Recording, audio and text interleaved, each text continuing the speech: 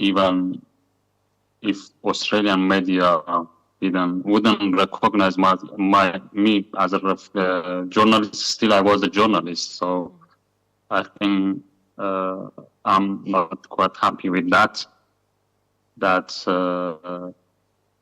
It seems that I was working to be recognized as a journalist, but I was a journalist before I leave Iran. Regarding your question about my visit to Australia, I found out that people in Australia, actually, they found it interesting that I finally visited Australia, and people were talking about it, about when Peter Dutton said that he never ever come to Australia. But actually for me, I was looking at it in a different way. For me was challenging the system always, through my works, I've been trying to do that. And for me, it was a challenge. And even when I visited Australia, actually, I didn't think about Peter Dutton, but I understand that the story is quite interesting for people. But I visited Australia to see people that I used to work with, people that I've been in touch with, and people who have been supporting me and my work, and also refugee community as well. Behrouz, in his introduction to your recent book, Freedom, Only Freedom, Omid writes that in your discussions and reflections on the experience of Manus Prison with he and Munez, you formed the concept of Manus Prison theory to analyse the broad and ideologically driven structure of refugee imprisonment and control in PNG, Australia and beyond. I wonder if you could tell us what makes up this Manus Prison theory. Yeah, Manus Prison theory refer to a particular article that I wrote and was published in the Saturday paper. And the title of the article is Manus Prison theory.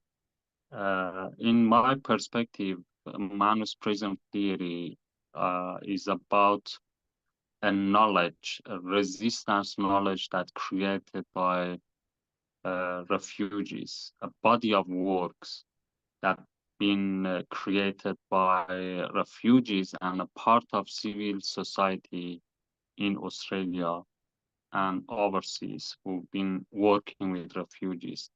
And this resistance knowledge, in the article, the particular article, I focus on the bureaucratic system, the bureaucracy of the system, and I compare Manus Prison to a movie made by Ken Loach, the movie called I, Daniel Blake.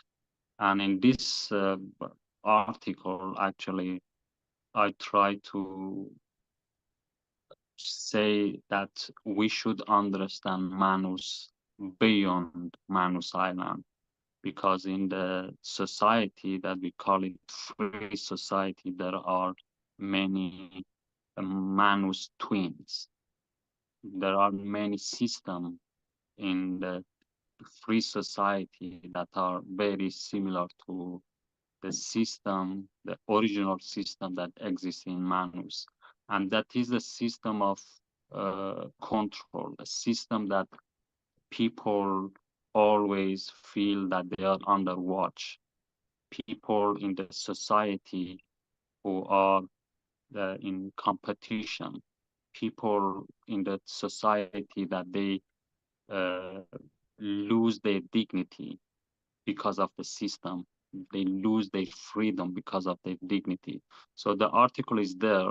I think it's good if you go and read the article, because I explain it in the article in better. And also later we develop this article into other works, and hierarchical system, which is a concept that we introduced in our work. I and Omid, we work on it, curricular system, that is a part of this Manus prison theory as well. But generally, Manus prison theory is about a knowledge that created by a resistance knowledge created by refugees and a part of civil society against the system. Thank you. Behrouz, both the European Union and the United States are putting up barriers to stop refugees and migrants from reaching their shores. Some, notably the UK, have decided Australia's policy of offshore detention is particularly worthy of copying. However, you make reference to the Australian experiences arising out of our being inherently linked with the White Australia policy. I wonder if you could expand on that. Yeah, I've been visited Europe. Actually, I visited more than 10 countries. And I've done many events across Europe. Especially in Italy was very interesting as a country that, you know, has a similar position compared to, you know, Australia and also Denmark as a country. But in Denmark, I just visited, I didn't do an event. But in those countries that I've been in, Oslo, in Norway, which is quite active to rescue refugees on the sea. And, you know, in another country that was very interesting is Hungary, as a country that is very against refugees, and they are dealing with a kind of dictatorship system. So, I mean, in all of those countries, their perspective was very interesting, and how they were looking at Australia as an example. And that was, I think people of Australia are not really fully aware that how Australia has become an example. And my analysis for that why Australia has become an example is Australia is not just an example. Australia has been active to do advertisement about it, to introduce this policy to those countries, you know. And I think the reason that Australia officials have been active is a reflection to a tragedy that Australia has created. That reflection, I think, is important. That Australia unconsciously or consciously feels shame about what did and feels good about itself if other countries do the same. That's why Australia is active about it. And you know, in my work, always I talk about colonialism mentality that create a policy like, you know, they call it offshore policy, but I call it exile policy. That how is related to colonialism mentality and history of colonialism in Australia. Recently, when I was in Australia, I visited a prison called, I think, Port Arthur Prison. Probably some of you already visited that place. It is one of the first prisons in Australia. It built on, I think, 1834, and it was closed on 1876 or something like that. And it was very unbelievable that the system, the same system that we had in Manus in Nauru, the same mentality that created Manus and Nauru,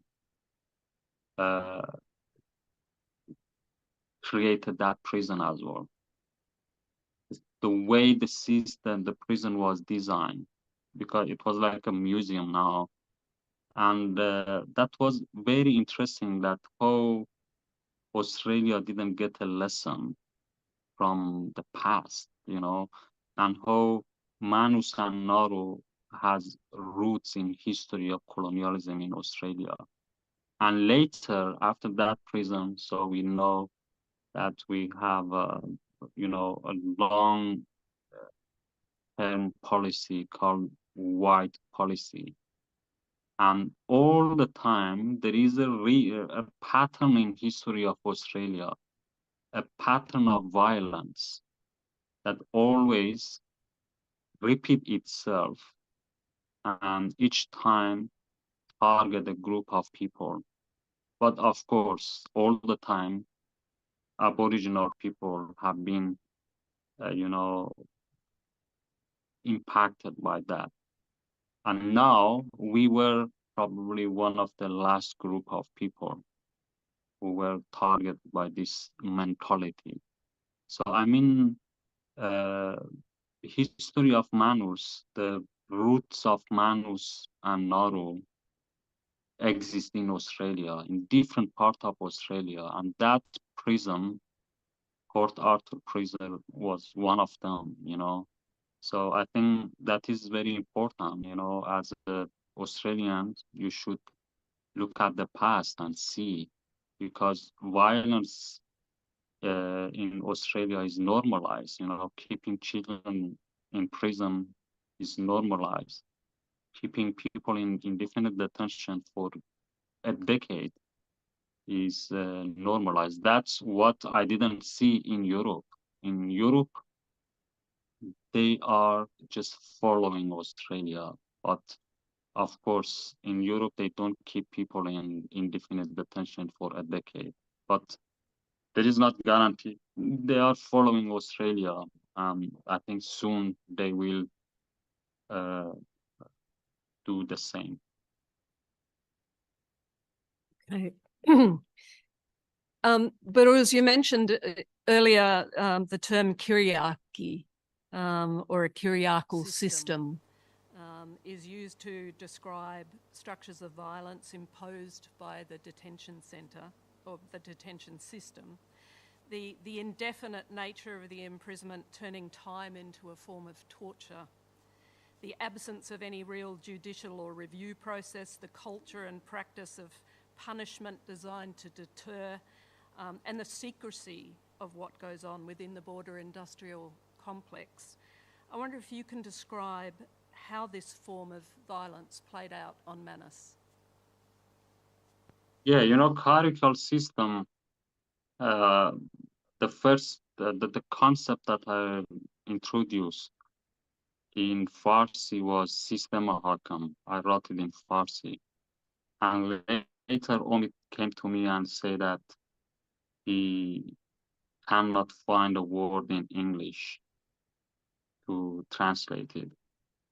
And then he did research to find a word, to a concept to represent the word that I created. And he came back to me with this concept, hierarchical system. So he decided to translate it in that way. But generally, hierarchical system, in my perspective, is a system of control. Is a system of control that you control people.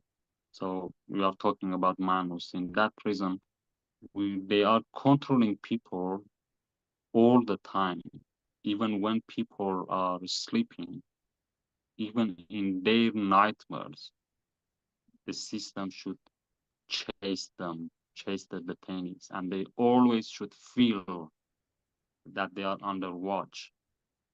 That is the, you know, hierarchical system, which is like an octopus, you know, has different layers, but in the end, people, through a bureaucratic system, people are dehumanized.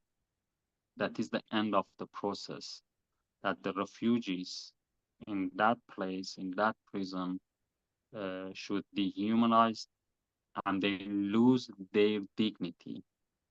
That is the aim of the system, and lose their freedom. Of course, we were in a prison, but even in that prison, we shouldn't feel freedom even for a second.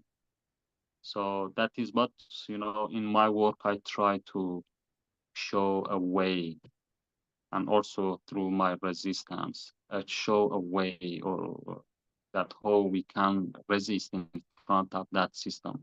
But in Manus prison theory that we already talked about it, in Manus prison system, Manus prison theory, uh, you know, I say that the original version of this hierarchical system exists in Manus, but there are many twins in the society.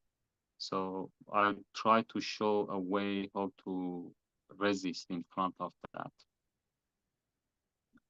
Behrouz, it's just been brought to my attention that we, because we ran 15 minutes late in starting, that we're going to be a little bit shorter of time. So I'm just wondering, are you able to, if the audience is willing, because we want to allow plenty of time for questions, are you able to stay with us an extra 15 minutes on the end?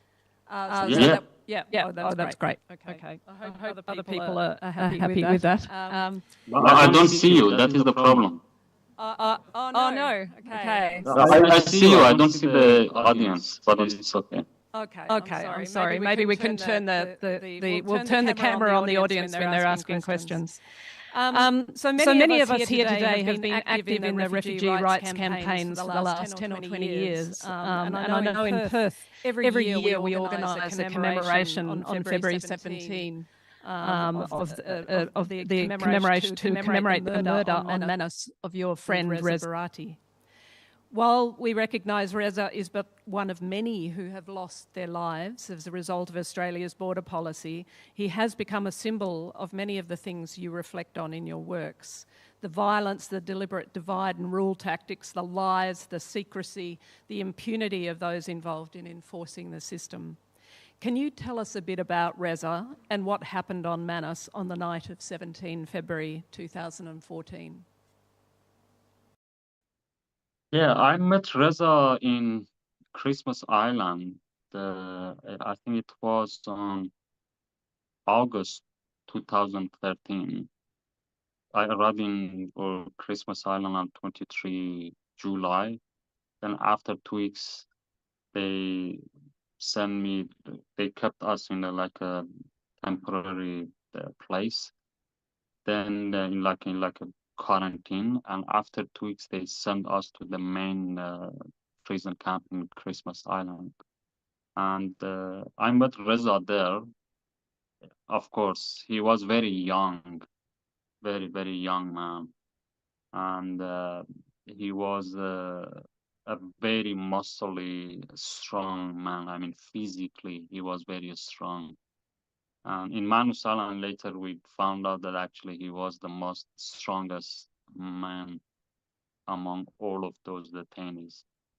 And he just came to me and he introduced himself, and he said he's Kurdish and he was from Ilam, which I come from in Kurdistan, west of Iran.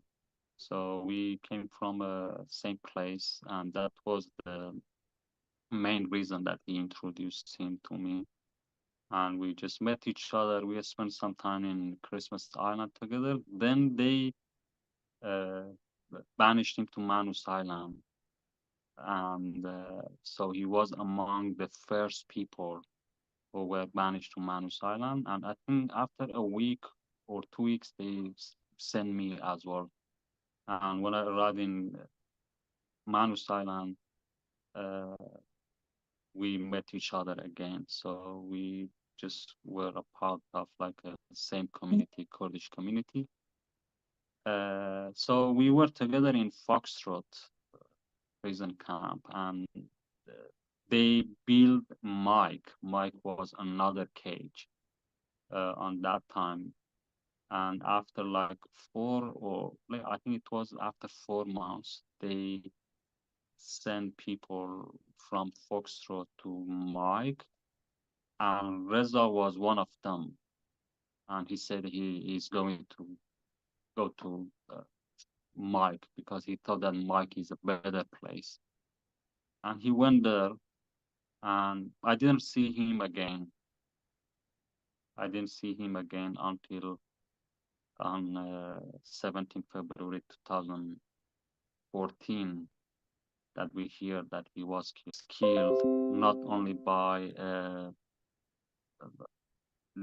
local people, but a New Zealander and an Australian guard were among the killers.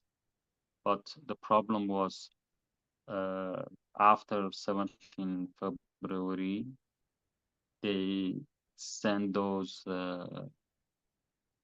Australian and New Zealanders, the guards, to Australia, and they never send them to court. So still, we don't know really what exactly happened. We understand, Behrouz, that that Reza's parents, supported by the Human Rights Law Centre and Maurice Blackburn, were taking legal action over the murder of their son. Do you know where that's at? Have you heard anything more?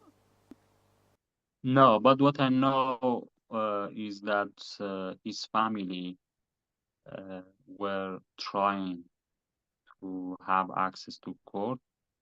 I talked with them a few times, I think 2-3 times, and I put them in touch with George Newhouse. And later, I didn't know what's happened to the case. But as you know, there are many refugees in Australia that they've been killed in that system, and we never seen justice. You know, it's not only Reza Barati. You know, Chegini was killed in Christmas Island. We really don't know. We didn't see any independent investigation that what's happened exactly. So many people been killed in this system, but unfortunately the court system in Australia is failed. But I know that his family were really trying to, but I tried to help them by just introducing some lawyers, but I don't know really exactly what happened in the end. Yeah, thank you. Behrouz, I'm just reading a book called The Archipelago of Us by a WA writer and poet who spent some years teaching English to kids seeking asylum on Christmas Island. And she explores the role of the British phosphate company in bringing in indentured labour, mainly Chinese and some Malay, to be ruthlessly exploited in working the phosphate mines for British interest. I mean, I think we see the same in the histories of Nauru and of PNG. That's the sort of history of colonialism. Do you see your Manus prison policy and Kyriarchy theories as yet another example or reflective of the colonial policy exercised on people of the global south as victims of Western imperialism? Yeah, definitely. You know, it is a actually classic version of colonialism that you know, obviously they are using those islands as a cage, as a land of exile. So it's very clear. And also a part of this system is the security companies. I already wrote about this. You know, in this new book, Freedom, Only Freedom, you can see a particular article about that, about a young local man, an indigenous man, that he was sick. He had a heart pain, and he died in Manus Island because there was not a proper hospital in Manus Island. But in the same time, beside his house, there was a hospital, but only for you know, guards and those companies. beside his house, in the same island, on his land, there were security companies that they had contract with Australia for like $1 billion. They spent $14 billion on this inhuman policy. And in the same time, in the same land, on his land, he was died because he didn't have access to medical treatment. So, I mean, we should really, when we talk about this policy, we should see the large picture. We should include that, what I try to do, include Manusian people into the discourse. They are a part of it. They've been damaged. They are victim under this policy, and they, you know, in the movie Choka, Please Tell Us the Time, the movie that I made with Arash Kamali Savastani. This movie, if you go and watch it, you see that local people, indigenous people in Manus Island, actually they have the biggest space. We gave them a bigger space to talk about this policy, to share their ideas, and show their anger at how Australia had been using that island, you know. So, I mean, when we talk about Manus, actually, we should see a large picture. When we talk about Nauru, we should see it like that, at how, you know, that colonialism mentality caused this tragedy. And of course, the local people are a part of this. They've been damaged. But the winner of this policy, this border uh, industry, is the security companies. A company like IHMS, which is a medical company, you know.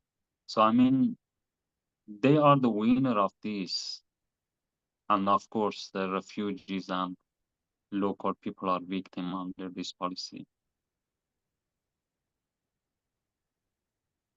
Your writings on the horrors of Manus are peppered with joyous and bittersweet stories that reflect on the humanity of those imprisoned there, like the story of Mansour Shustari, the man who loved ducks, where you convey his character, dignity, acts of kindness in the face of violence and deprivation. I wonder if this is reflected too in the way that the Australian people responded to the campaign to return Priya Nadas in their family to Biloela.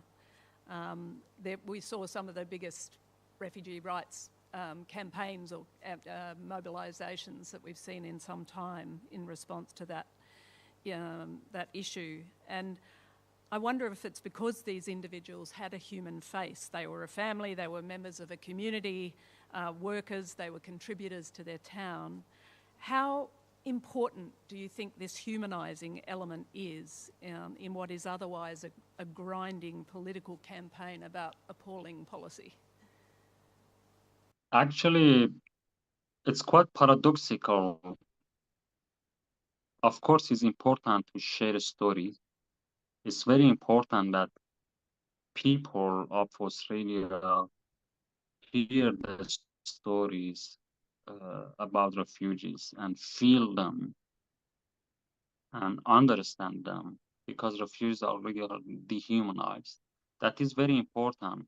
But in the case of Beulah family, I look at it in a different way, actually. Of course, that was very important, that they were kids, we hear them, people connect to their stories.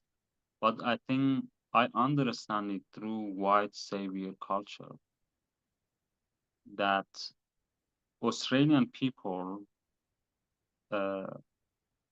they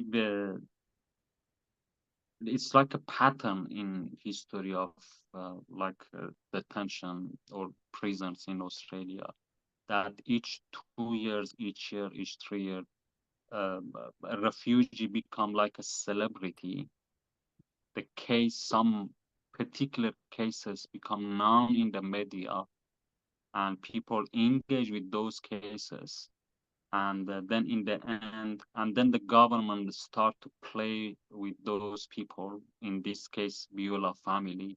They put them in Christmas Island. The story becomes so big in the media, and in the end they release them because they couldn't deport them, and probably they didn't have a plan at beginning to do that, so they release them, and that become a national celebration. And people of Australia feel good about themselves, become a national celebration that we did something. We saved a family.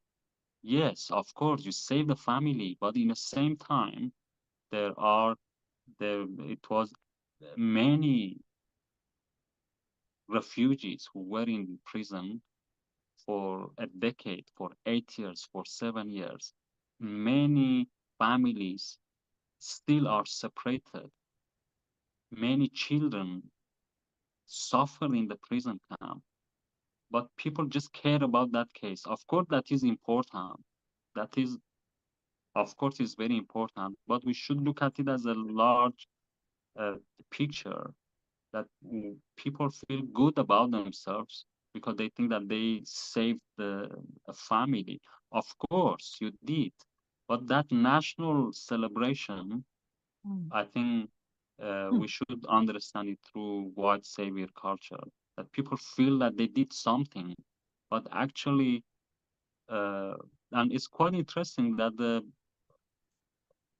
Prime Minister Albanese, he took photo with them and shared it on social media, and people said, you know, people were celebrating that, and he shared that happiness.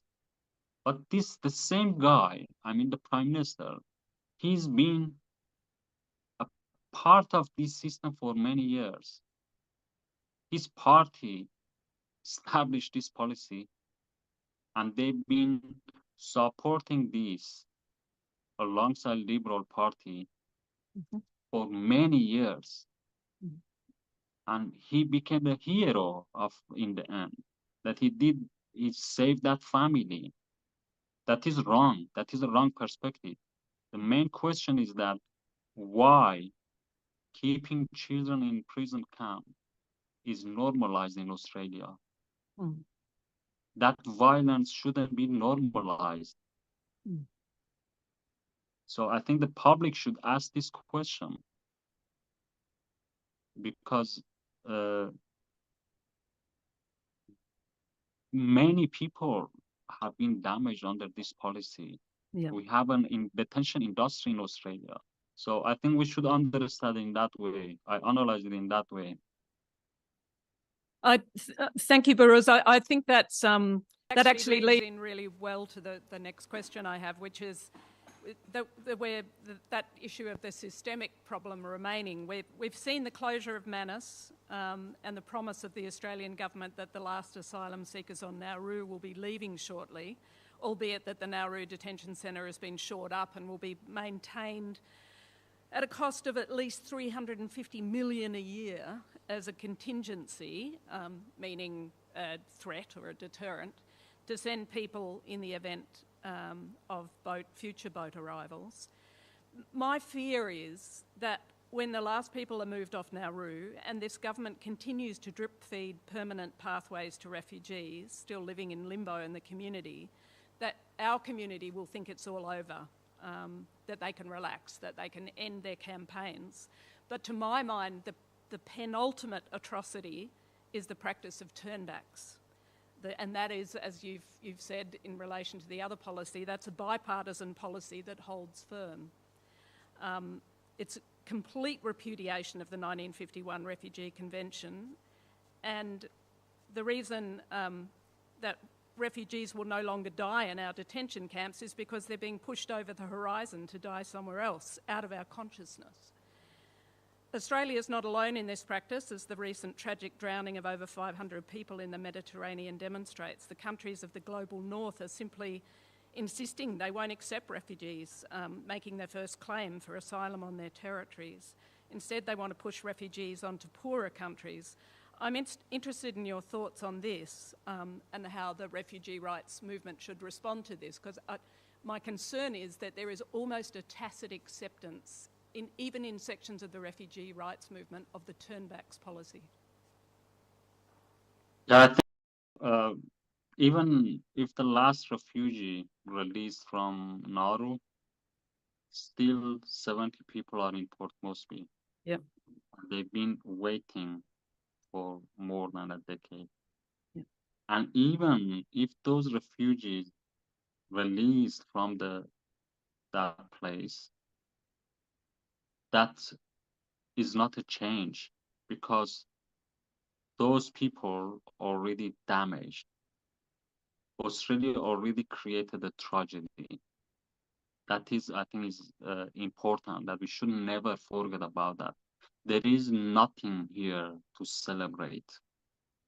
When you keep people in detention for a decade and you release them, there is not a reason to celebrate that. That is important, that is the basic, that is the principle, But I want to remind you that there are 14,000 refugees, at least 14,000 refugees in Indonesia, and Australia refused to accept them, even through UNHCR. So refugees in Indonesia are not a part of refugees that Australia accept per year from UNHCR.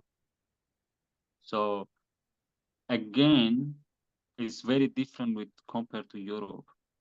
Even if Europe, if they turn boats back, or they have contract with Libya, with those countries, at least they accept refugees, some, not a lot. But Australia absolutely doesn't accept refugees from Indonesia. So I mean, it's not only they are turning boats back, actually they refuse to accept refugees as well. And those refugees are there for more than a decade, and they have a future. They don't have a future. So I mean, of course, Australia, we, as an advocate or people who fight against the system, we should just put pressure on the system, to accept refugees, accept more refugees. And, there is not different between refugees who come by boat or who come by plane, because that is not illegal. That you come to, seeking asylum is not illegal. So I mean, general, and there is a same problem in New Zealand as well. New Zealand is not a great country for refugees, in New Zealand as well. Now they are going to pass a bill in the parliament that if refugees, that is so stupid. They are going to pass a bill in New Zealand that if refugees come to New Zealand by boat, they want to keep them in detention, in prison, not detention, what they say prison, for more than 30 days. So they are making law about something that didn't happen. No one came to Australia and New Zealand by boat, but now in the parliament, they are going to pass a bill like this. So I mean, just,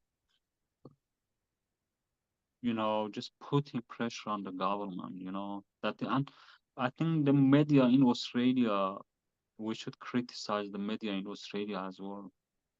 For a decade, the government was lying that if we keep people in Manus and Nauru, that means they stop the boats. That's what they say. And the media accepted that.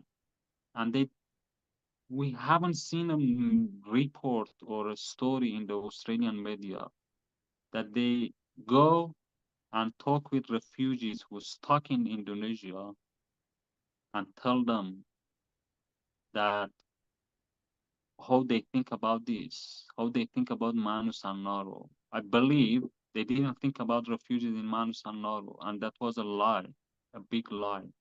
So I mean, that is very important, that the role of media to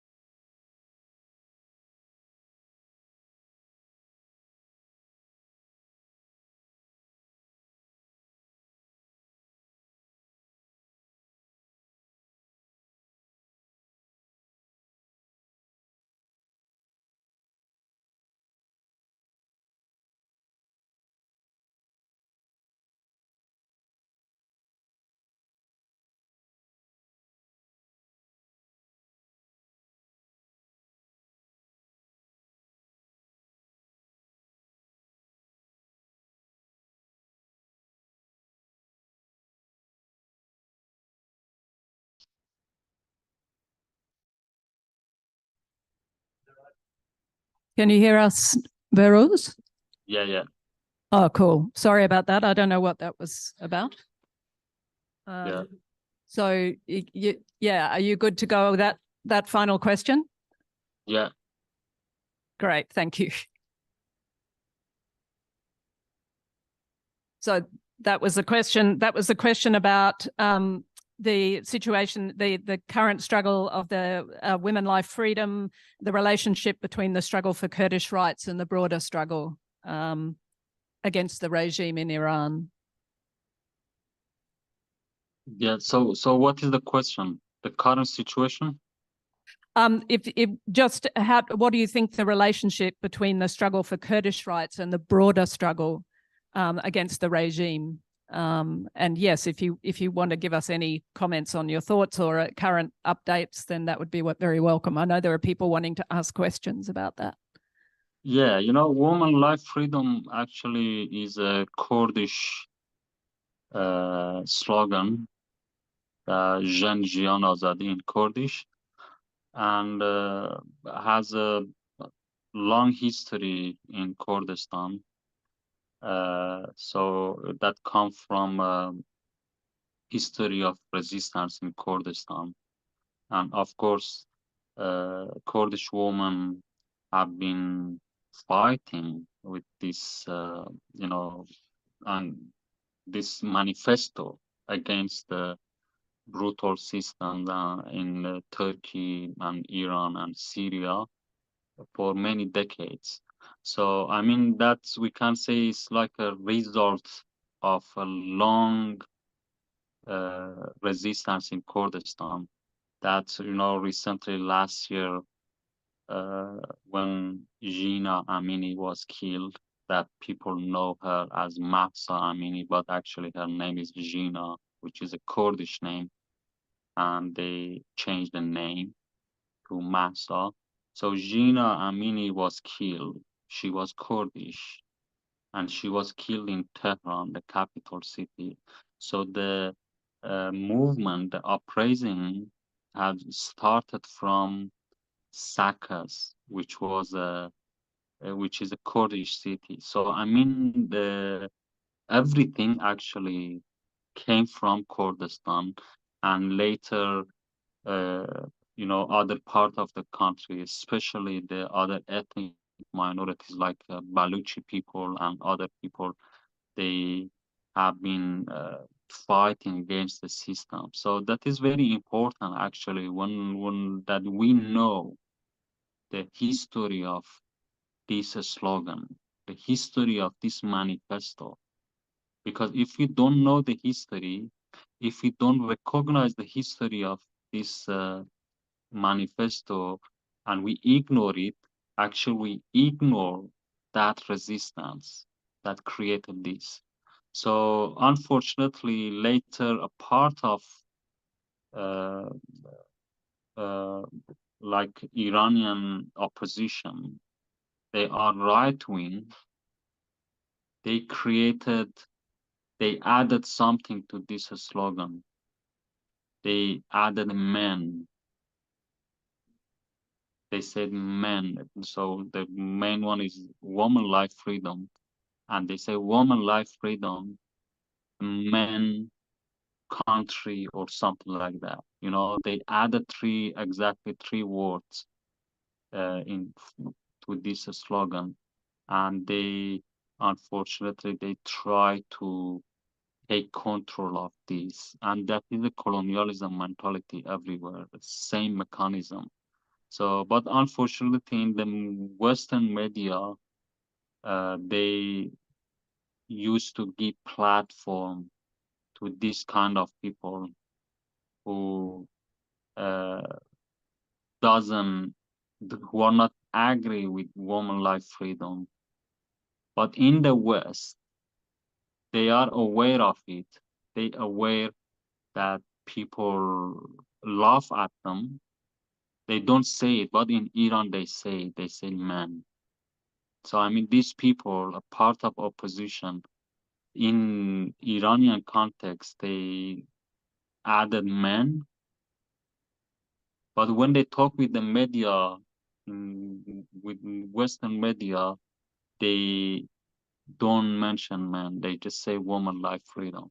So that is very important that we know it, that this movement, woman, feminist movement, alongside ethnic minorities movement and other minorities in the society, they were allied against the government and also against a part of opposition. So that is very important. But now, well, of course, is stopped on the streets, but the struggle is going on in the society. Okay. Thank you, Behrouz. I think what we'll do is open up the floor for discussion. There is a roving mic, which our friend over here is going to take to people. I'll just take the question from Nico.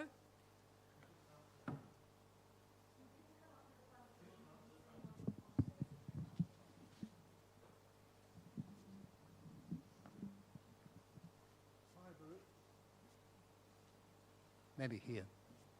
You want to use this one? This one. Hi, Behrouz, Nico from Newcastle.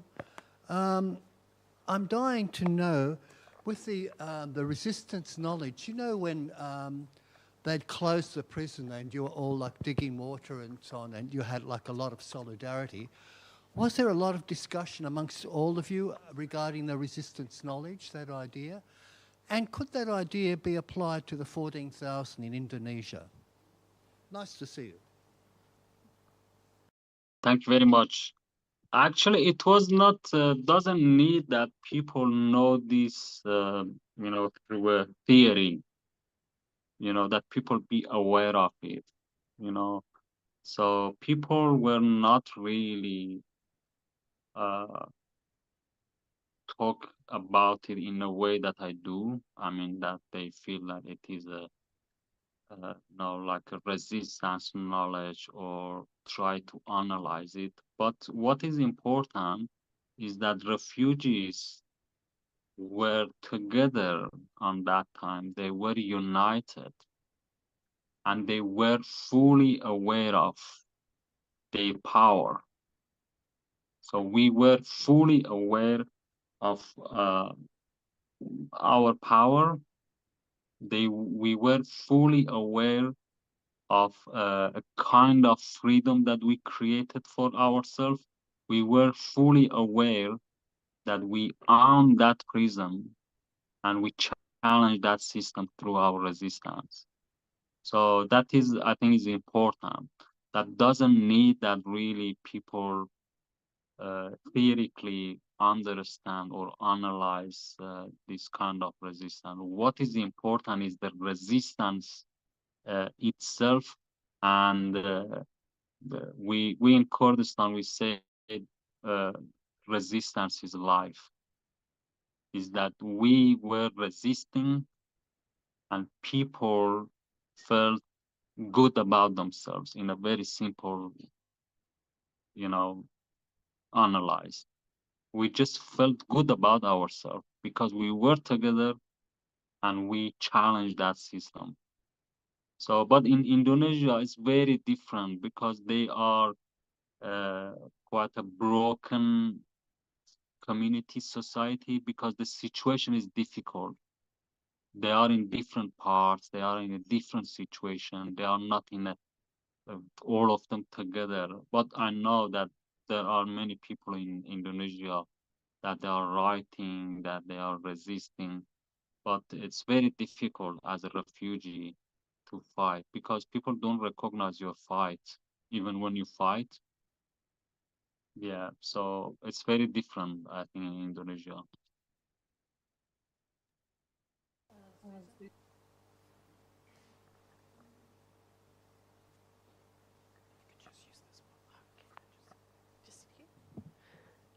Hi, Behrouz.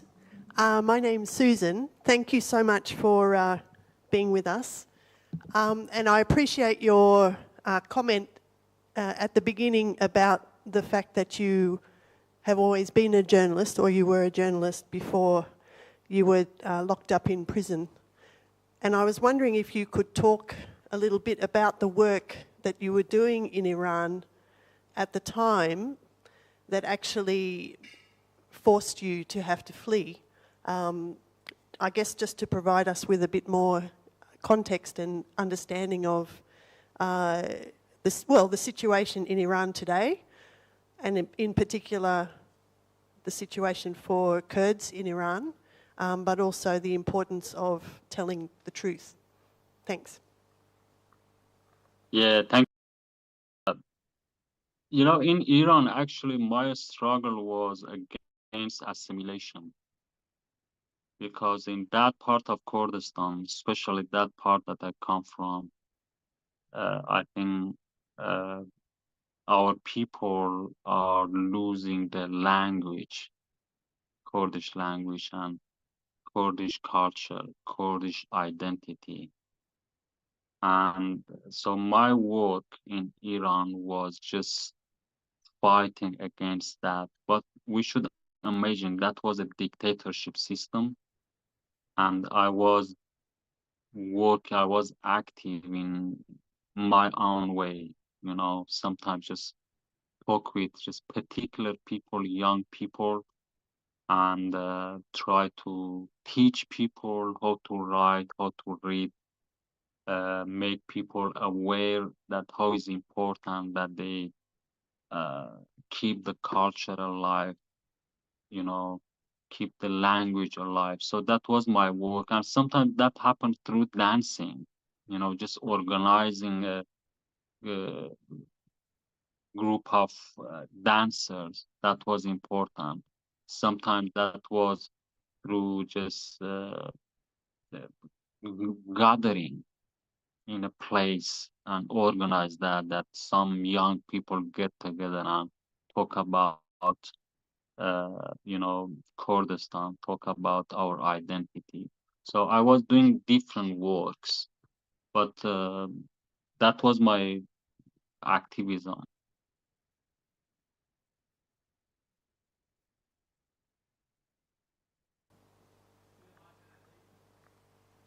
Sorry? Yeah. Through this mic. Hello, Behrouz. My name's Kevin.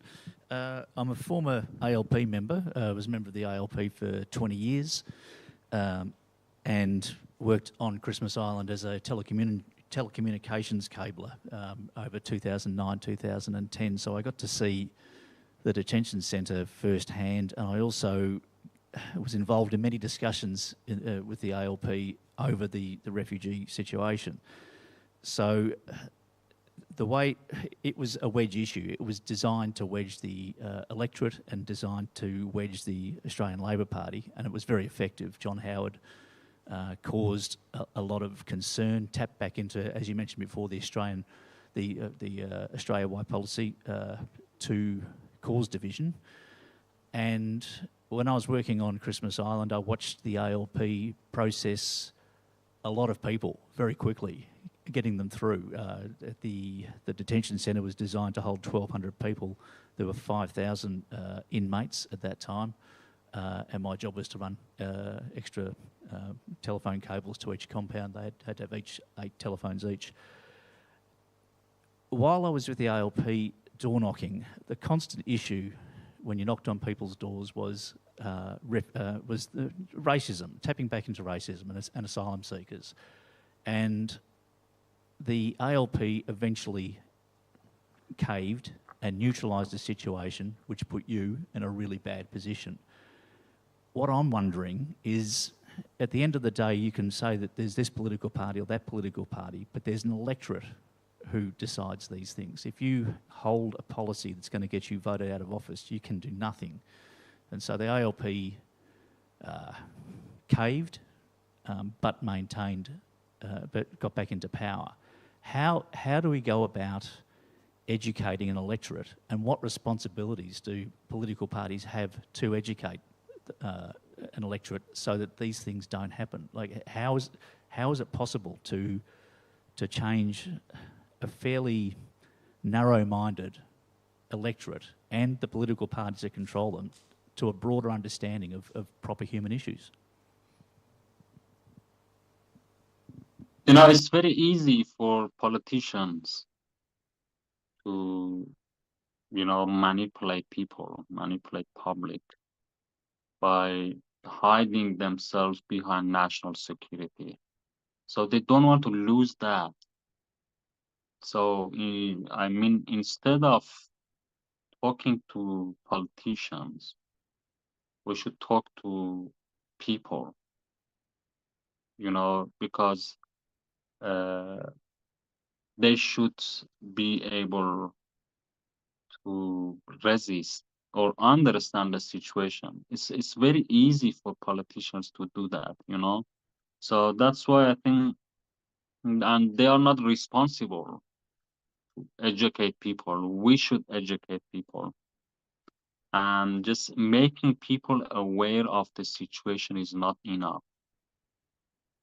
That if you know, I don't think that I think most of people in Australia are aware of Manus and Nauru. At least they heard about it. But that is not enough. That's not change. Nothing changed actually in the end. What is important is that we share stories and we change the image about refugees. And we cannot do that without art, without literature, we should work in that way. But of course, it takes time, it takes decades to change the challenge that image about refugees, because refugees already are dehumanized, in the media, in the public, by politicians. So it's a long battle. I don't know really how we should do that, but what I understand is that we just share stories, we humanize refugees, and also what is important that we link uh, marginalized people in the society, minorities in the society, and we link their resistance to empower, these communities to challenge that system. Because all of us, we are, struggling against the same mechanism of power. In that too. I think the work you do is excellent, and if we're going to change attitudes, it's people like you that help us along enormously. So very much appreciated. Thank you. Are there any more questions from the floor? Yeah, please. I've been asked that you use this. Cheers. Hey Behrouz, my name's Jamie. I'm an Australian of Kurdish and Turkish descent, but I was fortunate enough to... Hello, I cannot hear you. Is this one not working? Try this one. All right. Hey, can you hear me? Yeah. Hey, my name's Jamie, and I'm an Australian of Kurdish and Turkish migrant descent.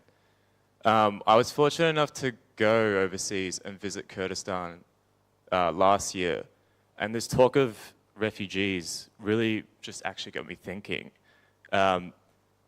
It seems to me, growing up in Middle Eastern and Arabic communities in Australia, that there is a big stigma towards refugees that come from these sorts of regions that are typically poorer, whereas the response I saw in Germany when I was there for the Ukrainian refugee crisis was actually one of just immense welcoming. I don't want to kind of compare the two. It's not something that I'm concerned about, but how do we break the stigma associated with refugees coming from war-torn and typically non-Western countries? And is this imbalance of treatment, is it attributable completely to how refugees arrive in these countries? Is it just because they arrive on boat that they get treated worse? Or I don't know, do you have any ideas how we can break down these barriers? It's a just general question, really. I don't have a proper answer for that. But, the answer of this question is very clear. In history of Australia, for decades, there was a policy, white Australian policy. It's very clear, and of course, a part of this, exile policy, a part of this system is racism. It's very clear, it's very, very clear that we see it. But, and also among the migrants community, we see that they internalize this. In Iranian community, we see that people who came to Australia by plane, people who came to Australia to work or study or anything, they think they are have a different class. They are different with people who seek asylum, and they really don't support refugees. So that is very complicated. That is very complicated. That this community we see, that is my experience with Iranian community. They, not all of them, of course, not all of them, but generally, we see that they call us both people. You know, and I think a part of it is that because unconsciously or consciously, they know that they are refugee as well. But they just found a different way to leave the country. So I mean, just definitely that racism is there, you know, but how we should change it, that is a general question, because we should just find an answer how we should change racism. It's a very general question. Any further questions? Behrouz, I think we may have run out of questions from the floor. I just, in finishing up, I just want to thank you. In Freedom Only Freedom, you talk of writing from Manus as a duty to history, but I firmly believe it has also helped forge our struggle for a better future. And I think in part that's what you're talking about when you're answering that last question, the broader struggles, linking the broader struggles around anti-colonialism and fighting against racism. We are eternally grateful to you for exposing and analysing so thoroughly, with such passion and also such clarity, the role of the Australian government in seeking to demonise and scapegoat asylum seekers, the extent to which this government will go, the lives they are willing to sacrifice to pursue their interests, to maintain their political and economic interests. We are grateful to you for exposing the inhumanity of our governments and their servants, because that has provided the fuel for our campaigns for justice and will continue to do so in the future. But we also thank you for reflecting the strength and the resilience and the persistence and the struggle among those imprisoned, a strength that we draw from and that fuels our ongoing struggle for a more humanitarian and a more just world for all. Thank you, Behrouz. Yeah, thank you very much. Thank you.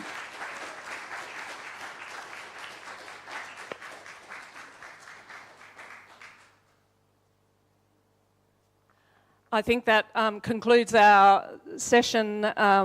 Thank you to everybody who came. I think lunch should be available downstairs, and I think that's it. I don't think there are any other announcements. Just remember to keep an eye out for the details of the